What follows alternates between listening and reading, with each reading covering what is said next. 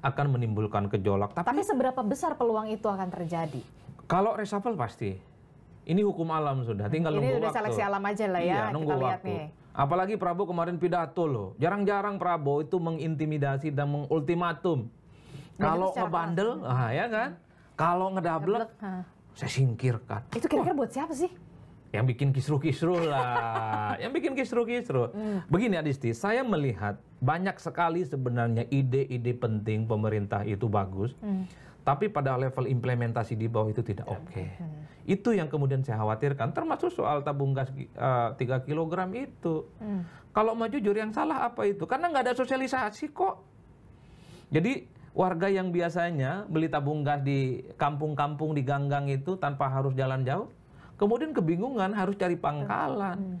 Kalau ada sosialisasi 1 bulan, 2 bulan, supaya warga itu beradaptasi di mana itu pangkalan, nggak ada masalah. Nggak akan segaduh ini. Nggak akan segaduh ini. Saya orang sampai Pak Dasko turun tangan juga. Betul. Nggak akan segaduh itu. Kayak saya, kalau saya beli tabung gas misalnya di rumah, saya cuma jalan sekitar 100-200 meter. Cuman gara-gara pedagang eceran itu diharamkan jualan, saya kebingungan.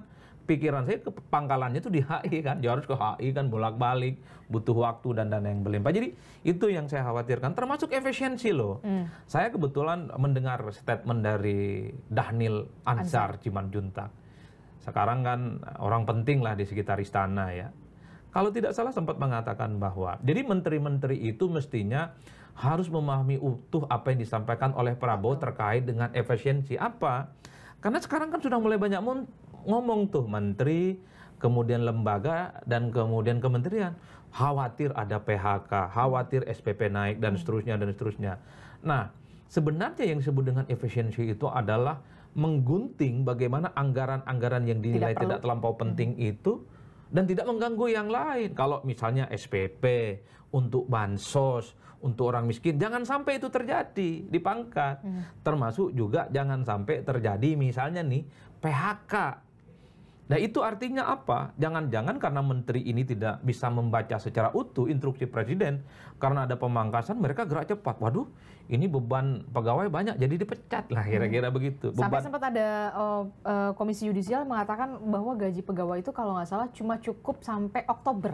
Betul, betul. Nah itu yang saya kira memang di tengah pembelaan soal efisiensi anggaran, yang saya khawatirkan justru semoga ini tidak terjadi, justru menimbulkan masalah-masalah baru.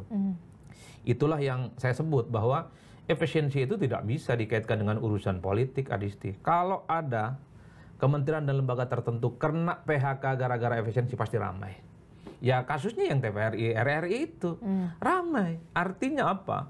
Kebijakan-kebijakan populis semacam ini justru jangan bisa menimbulkan persoalan-persoalan populis yang lainnya. Yang menjadi politik adalah kalau kemudian masyarakat di bawah itu terdampak, pegawai-pegawai itu terdampak, kena PHK, harga-harga kemudian mahal. Nah disitulah kemudian impact politiknya. Khawatir pemerintahan saat ini itu tidak lagi populer.